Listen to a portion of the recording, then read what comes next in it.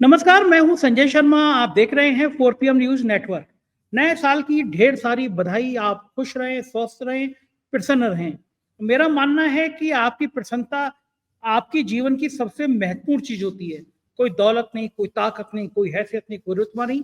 आप प्रसन्न हैं तो सब कुछ है। आपको ये कभी टेस्ट करना हो कि ऊपर वाला आपसे खुश है या नहीं, तो आप ये देखिए आप दिन में कितने खुश रहते हैं। तो इस साल संकल्प लीजिए कि आपको जो भी करना है उसके लिए पहली कोशिश होनी चाहिए कि आप खुश कैसे रह सकें। तो एक बार फिर आपको बहुत-बहुत बधाई। और नए साल पे योगी आदित्यनाथ ने मोदी जी को 440 वोट का करंट दिया है। एक झटके से मोदी जी के मंत्री की बैंड बजा दी है। ऐसी बैंड बजाई है कि मंत्री जी कहीं जेल ना चले जाएं। ये सारे खुलासे अभय द्विवेदी के संग बातचीत में आज आप सुनेंगे। और शानदार बातचीत है। और मध्यम वर्गीय परिवार का क्या दर्द है, ये भी हमने आज अभय द्विवेदी के संग बातचीत की है।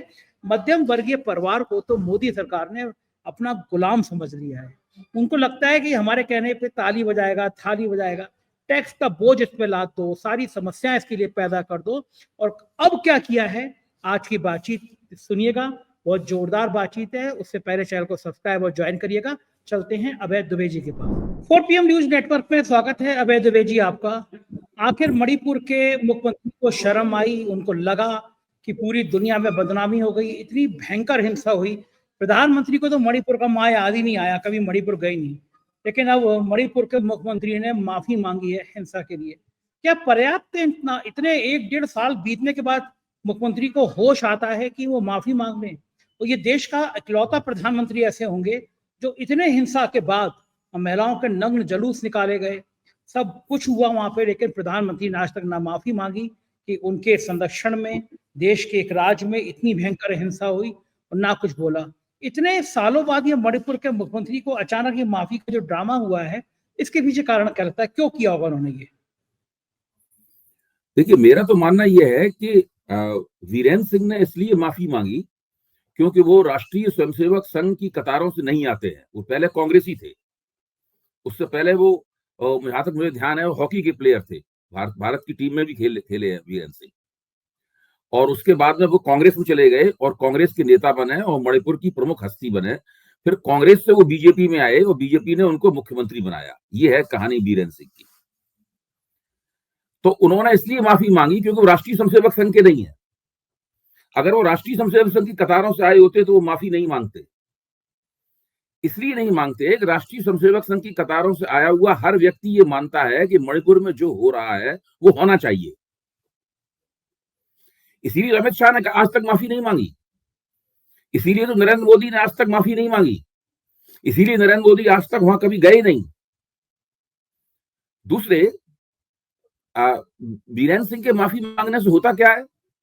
बीरेन्द्र सिंह तो वहां पर केवल नाम मात्र के मुख्यमंत्री हैं। आपको ध्यान कीजिए, जब मणिपुर के सवाल पर एक अविश्वास प्रस्ताव आया, विपक्ष लाया था पिछली संसद में, तो उस वक्त अमित शाह ने एक लंबा भाषण दिया था।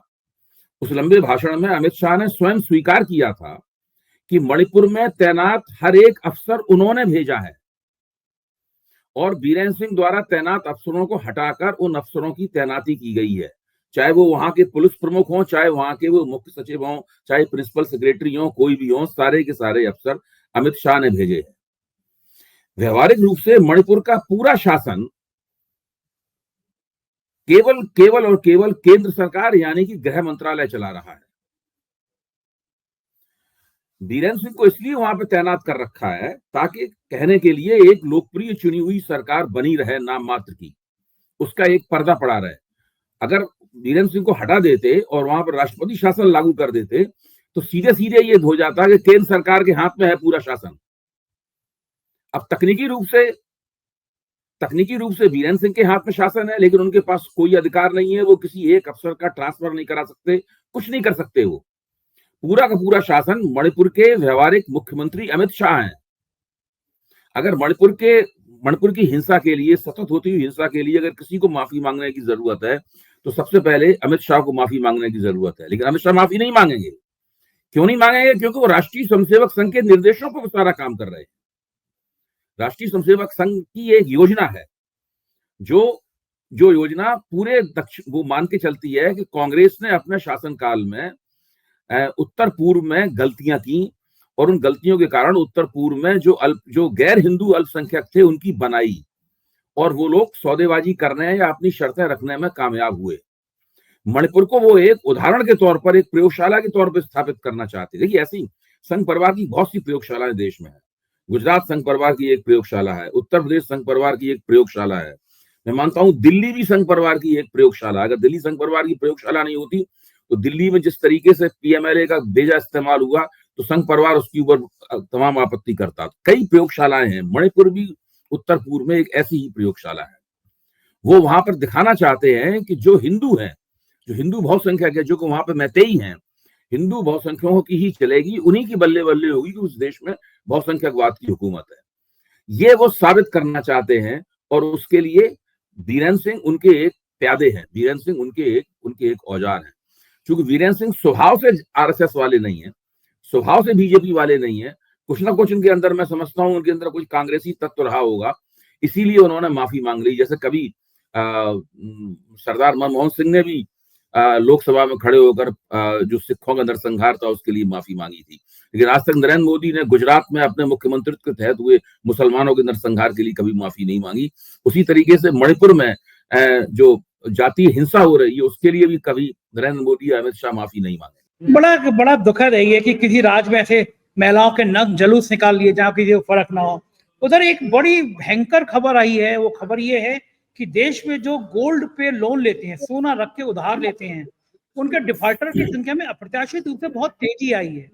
और कारण ये है कि जो मध्यम वर्गीय परिवार है उसने अपने बच्चों की पढ़ाई, अपनी दवा के लिए, मकान की किस्त के लिए कमर टूट गई है, अपना सोना गिरवी रखा है और वो उसकी किस्त चुका नहीं पाए तो सोना छुड़ा नहीं पाए, और सोने पे डिफॉल्टर की संख्या बढ़ गई। यानी जिन लोगों ने सोना रख के कर्जा लिया था वो अपना सोना छुड़ा नहीं पाए, वो कंपनी का सोना हो गया।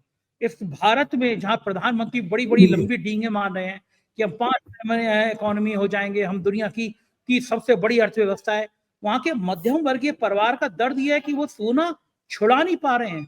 घर की महिलाओं के लिए जिंदगी जैसा होता है सोना, छोटे छोटे सोने के आभूषण इकट्ठा करती हैं, वो रखती हैं, सजोती हैं कि अपने बेटी की शादी होगी इसको देंगे, लेकिन अब जीवन जीने के लिए सोना गिरवी रख रहे हैं और सोना छुड़ा नहीं पा रहे हैं। क्या लगता है अभय जी, ये भारत की असली तस्वीर है? साल के पहले दिन ये खबर कहते हुए भी बड़ा दुख हो रहा है कि 2025 की शुरुआत में हम इस खबर की जिक्र कर रहे हैं, चर्चा कर रहे हैं कि भारत का मध्यम वर्गीय परिवार तबाह हो गया है इन 10-11 सालों में, और उस मध्यम वर्गीय परिवार को उन्होंने कोल्हू का बैल समझ लिया। कहाँ जाएगा ये मध्यम वर्गीय, हमारी जय जयकार करेगा, ताली बजाएगा, कोरोना में थाली बजाएगा, लाइट जलाएगा, कोई चिंता ही नहीं है। ये खबर कहाँ तक चिंता में डालने के लिए है भारत के लिए? आपने बहुत ही अहम तथ्य पर अपनी उंगली रखी है संजय जी। आज इंडियन एक्सप्रेस ने विस्तार से इस खबर को प्रकाशित किया है, और आज सुबह जब मैंने इस खबर को पढ़ा तभी मुझे लगा था कि इस प्रश्न के ऊपर चर्चा आपके साथ होनी जरूरी है, और आपने ठीक ही चर्चा की शुरुआत कर दी।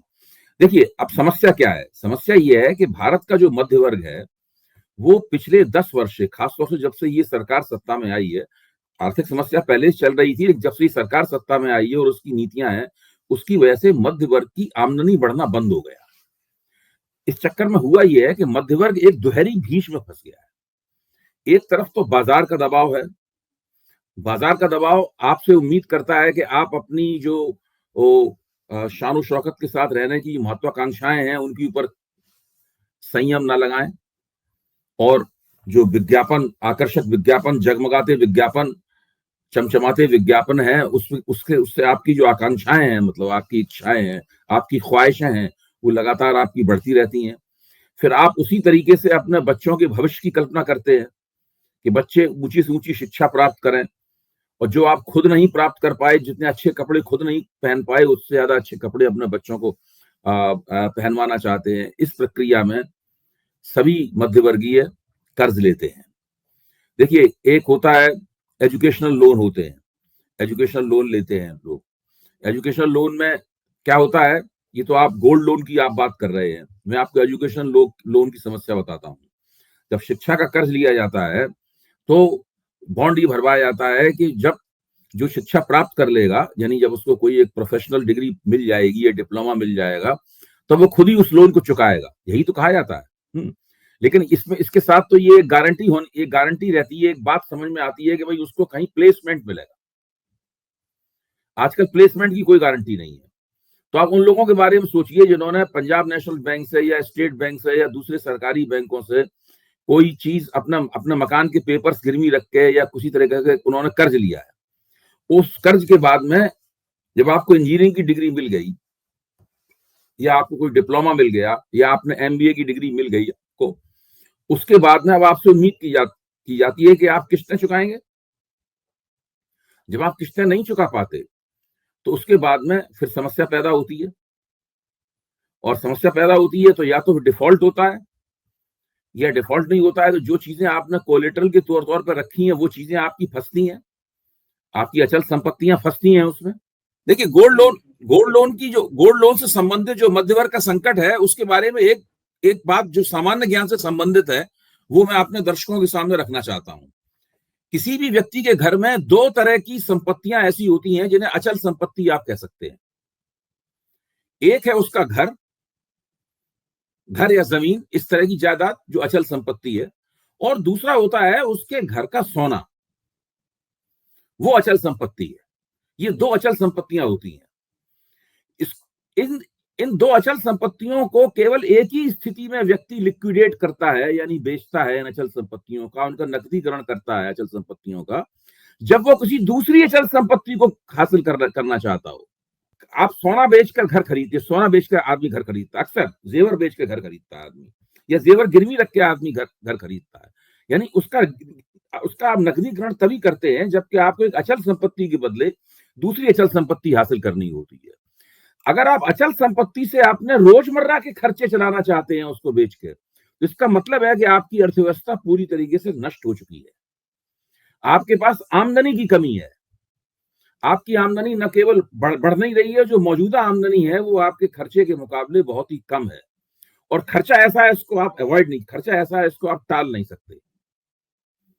आप अगर घर बेचकर या घर गिरवी रखकर, सोना बेचकर या सोना गिरवी रखकर अगर आप अपने बच्चों की शिक्षा के लिए खर्च करेंगे, अगर आप रोजमर्रा के खर्चों के लिए खर्च करेंगे, तो आपकी दुर्गति होना बिल्कुल तय। इसका मतलब यह है कि आपका आर्थिक भविष्य पूरी तरीके से अंधकारमय हो चुका है। कोई भी मध्यवर्गीय किसी भी कीमत पर अपनी अचल संपत्ति नहीं बेचना चाहता। अगर अचल संपत्ति बेचने की, अचल संपत्ति गिरवी रखने की नौबत आ रही है, इसका मतलब यह है कि वह आर्थिक संकट का शिकार है। ये इंडियन एक्सप्रेस की खबर जिसका आपने जिक्र किया है, ये इस बात का पुख्ता प्रमाण है कि भारत का मध्यवर्ग आर्थिक संकट का शिकार हो चुका है पूरी तरीके से। और मौजूदा अर्थव्यवस्था नरेंद्र मोदी के नेतृत्व में पिछले 10 साल से चल रही है, ने उसको आर्थिक संकट में ढकेला है, और वो अर्थव्यवस्था उसके सामने कोई विकल्प नहीं छोड़ रही है। वो अपनी अचल संपत्ति को गिरवी रखकर या उसको बेचकर उससे अपने रोजमर्रा के खर्चे पूरे कर रहा है, खर्चे कितने भी जरूरी क्यों ना हो। देखिए, जिसको हम लोग मध्य वर्ग कहते हैं, वो दरअसल उस तरह से मध्य वर्ग नहीं है जो हमें किताबों में पढ़ाया जाता है। किताबों में पढ़ाया जाने वाला मध्य वर्ग वो है जो मध्य में खड़ा हुआ है, लेकिन जो ऊपर की तरफ गति कर रहा है, यानी अपर मिडिल क्लास, उच्च मध्य वर्ग की तरफ बढ़ रहा है। ये एक ऐसा मध्य वर्ग है जो निम्न मध्य वर्ग में उतरने के खिलाफ संघर्ष कर रहा है, जो निम्न मध्यम वर्ग में गिरने के विरोध में संघर्ष कर रहा है। ये स्थिति है इसकी। ये सबसे बड़ा प्रमाण है कि नरेंद्र मोदी के नेतृत्व में भारत की अर्थव्यवस्था पूरी तरीके से तबाह और बर्बाद हो चुकी है। कितनी भी आप ढींगे मारें, कुछ भी करें। अब देखिए, जैसे ही सोना महंगा हुआ तो हर व्यक्ति को लगा कि सोने का जो परचेज प्राइस है, यानी जितने उसने प्रति तोला के हिसाब से या प्रति 10 ग्राम के हिसाब से सोना खरीदा था, उससे ज्यादा का आपको उसके ऊपर कर्ज मिल सकता है, उससे ज्यादा का आपको कर्ज मिल सकता है। और उसके बाद बेतहाशा बैंकों में सोना गिरवी रखकर कर्ज प्राप्त करने की होड़ लग गई। और चूंकि आपके पास आमदनी नहीं है, आप उस कर्ज को चुका नहीं सकते, उसका ब्याज नहीं दे सकते, कुछ नहीं कर सकते। उसके बाद अब आप बुरी तरीके से चक्कर में फंस गए, और आपके पास जो सुरक्षा थी, यानी जो आप कभी संकट में कहते नहीं, संकट जब आएगा तो हमारे पास संकट से निपटने के लिए ये चीजें रखी हुई हैं।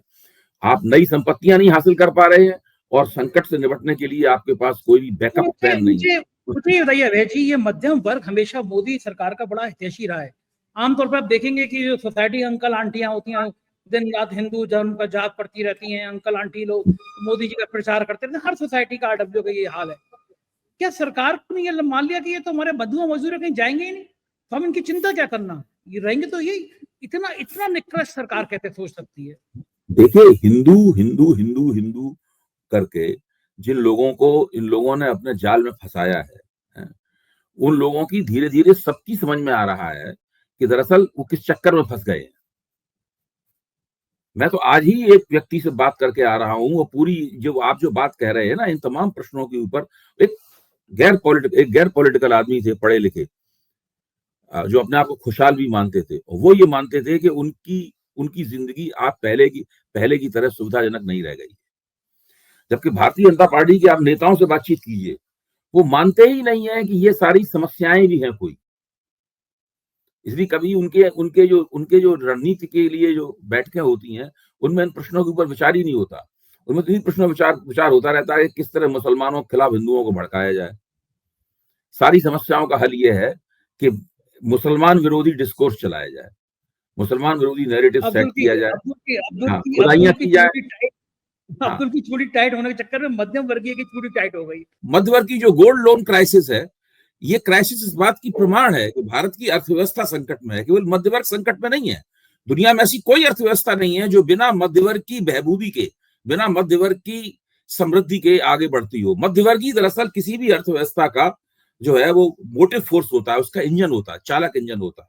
क्योंकि मध्य वर्ग की आमदनी जब तक नहीं बढ़ेगी तो वो बाजार में नहीं निकलेगा, वो चीजों को खरीदेगा नहीं, तब तक कंज्यूमरिज्म पैदा नहीं होगा, तब तक आप जो भी फैक्ट्रियों में माल बनाते हैं वो माल नहीं बिकेगा, लोगों के चेहरे पे खुशहाली की चमक नहीं आएगी।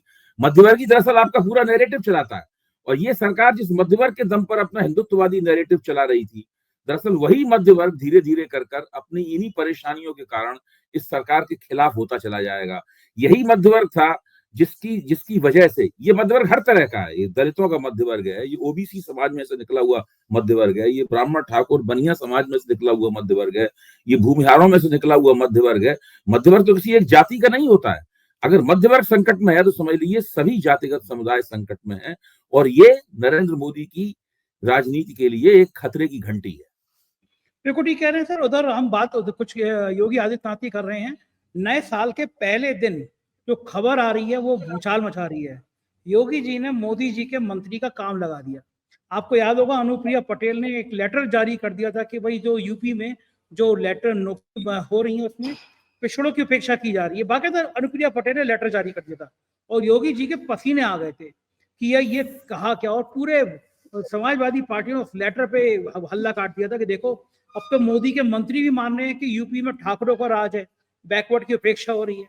उनके पति उत्तर प्रदेश में मिनिस्टर हैं आशीष पटेल ने अपने डिपार्टमेंट में जो बैकलॉग भरना था, नियम यह है कि नई नियुक्ति होनी चाहिए, लेकिन उन्होंने प्रमोशन देके एक दो नहीं करोड़ों से आरोप है कि सैकड़ों करोड़ों का खेल कर दिया। लोग तो बता रहे 200-300 करोड़ से ज्यादा का रिश्वत का लेन देन हो गया, इस पर बवाल मच गया। अब योगी आदित्यनाथ को लगा कि अब सही मामले में मियां बीवी फंसे, और योगी आदित्यनाथ ने कहा कि इसकी जांच जब हल्ला मचा तो कि जांच में एसटीएफ से करा देता हूँ। एसटीएफ का मतलब अमिताभ यश जो योगी आदित्यनाथ के सबसे करीबी अफसर माने जाते हैं, और जो योगी जी कहते हैं वो आंखें बंद करके लेफ्ट या राइट जो कहेंगे वो काम करेंगे। अब आशीष पटेल ने बाकायदा एक फेसबुक पे पोस्ट डाल दी और यूपी के सूचना इंफॉर्मेशन पे आरोप लगा दिया कि शिशिर सिंह इसको बंद करें तुरंत, मेरा चरित्र हनन हो रहा है, ये कैसे हो जाएगा, और ये मैं सीबीआई जांच करा ले, मेरी बीवी की जांच करा ले। लेकिन जो फजीयत होनी थी वो तो हो चुकी है।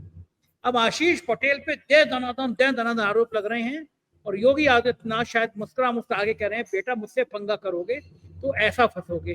कुर्मी जाति से आते हैं, उत्तर प्रदेश में कुर्मी जाति कितना महत्व रखती है आप जानते हैं।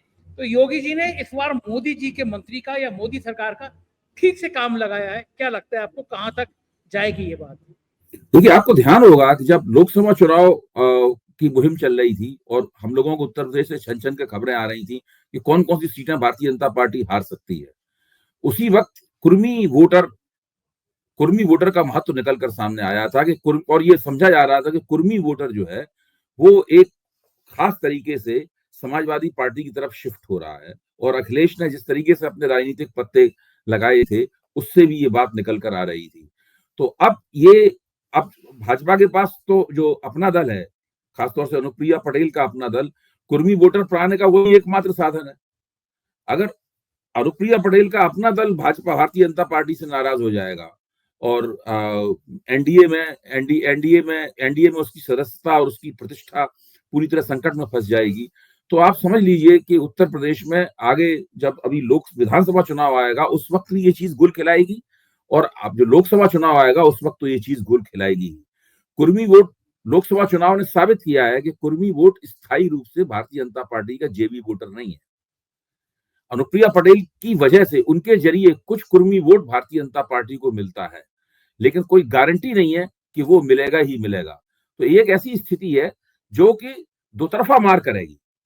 एक तो इसके जरिए योगी जी ने जो मोदी और शाह से अपना हिसाब किताब जो साफ करना चाहा है वो हिसाब किताब भी साफ किया है, और उन लोगों को चेतावनी दी है जिन्होंने, जब वो संकट में थे, यानी लोकसभा चुनाव के तुरंत बाद संकट में थे और उनके खिलाफ जब जांच चल रही थी और दिन रात उनके ऊपर उप मुख्यमंत्रियों की तरफ से उप मुख्यमंत्री के जरिए हमले किए जा रहे थे, तो अब उन्होंने कहा है कि हम एक एक करके हिसाब साफ करेंगे।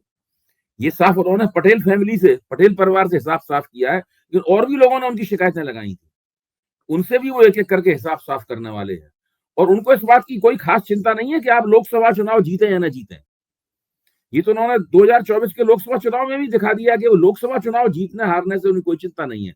उनकी चिंता जरूर है कि विधानसभा चुनाव जीतना चाहिए, और विधानसभा चुनाव जीतने के बाद में फिर वो आराम से बैठ जाएंगे। अगर विधानसभा चुनाव वो जीतते हैं 2027 का, तो आराम से फिर बैठ जाएंगे। मोदी जी कहेंगे आप लोकसभा चुनाव जीत लीजिए। यही बिल्कुल काम उन्होंने 2024 के लोकसभा चुनाव के दौरान किया था। यानी बिल्कुल सही बात है, उन्होंने एंड टाइम पे योगी जी ने दिखा दिया मोदी जी को कि धोबी पार चलना वो भी जानते हैं, और चल के दिखा दिया। जाहिर है अब ये लड़ाई और बढ़ने वाली है। यूपी के एक मंत्री जी का मुझे लगता है बैंड बजने वाला है अगर एसटीएफ दस्तावेज निकाल लाई। लेकिन बड़ा समस्या है, ऐसे ही एक आरोप लगा था यूपी के पीडब्ल्यूडी मिनिस्टर थे जितेंद्र प्रसाद, जो केंद्रीय मंत्री हैं, उन पे भी सेम आरोप लगा था कि जितेंद्र प्रसाद बाबू ने अपने डिपार्टमेंट में जब पोस्टिंग करनी थी, ट्रांसफर करने थे, 1-2 करोड़ नहीं 400 करोड़ की रिश्वत की बात सामने आई थी, और जितेंद्र प्रसाद अपना ओएसडी दिल्ली से लाए थे। योगी जी ने तुरंत उसे वापस कर दिया, विजिलेंस को जांच दे दी, बच गए जितेंद्र प्रसाद, वरना वो भी योगी जी का बस चलता तो पहुंचा देते वो अंदर। इसका मतलब योगी जी जो दिल्ली की टीम है उसको एक एक करके ठिकाने लगा रहे हैं। नहीं, देखिए योगी जी तो मुख्यमंत्री बनने के मेरे ख्याल से 1 या 2 साल के बाद में वो पूरी एक ऑटोनोमस चीफ मिनिस्टर बनने की कोशिश उनकी लगातार रही है, और उस चीज को कभी भी नरेंद्र मोदी ने, पीएमओ ने और अमित शाह ने कभी उसको पसंद नहीं किया। और अब 2024 के चुनाव के दौरान ही झगड़ा शुरू हो गया था, और उसके बाद से जो स्थिति है उसमें उन्हें जब भी मौका मिलेगा वो अपनी दावेदारी जरूर करेंगे, और ऐसे किसी व्यक्ति को वो छोड़ने वाले नहीं है जिन्होंने उनकी टांग खिंचाई की है या जिन्होंने उनकी प्रतिष्ठा के ऊपर प्रतिष्ठा को संदिग्ध बनाया है। योगी जी उसके ऊपर हमला जरूर करने वाले हैं, और वो बचेगा नहीं किसी कीमत पे। और इस मामले में उनका मामला साफ है, वो निजी तौर पर लोगों से मिलते हैं और साफ कहते हैं कि मैं इन लोगों को छोड़ने वाला नहीं। देखिए ये दोनों जो उप मुख्यमंत्री हैं ये बने हुए हैं अभी, क्योंकि अभी योगी जी ऐसी स्थिति में नहीं है कि इनको निकाल सके। उनका बस जिस दिन बस होगा उस दिन वो इन दोनों को भी मंत्रिमंडल से निकाल देंगे। बिल्कुल ठीक बात है। बहुत बहुत शुक्रिया अभय जी, इस रोचक बातचीत में आपने समय दिया, थैंक यू।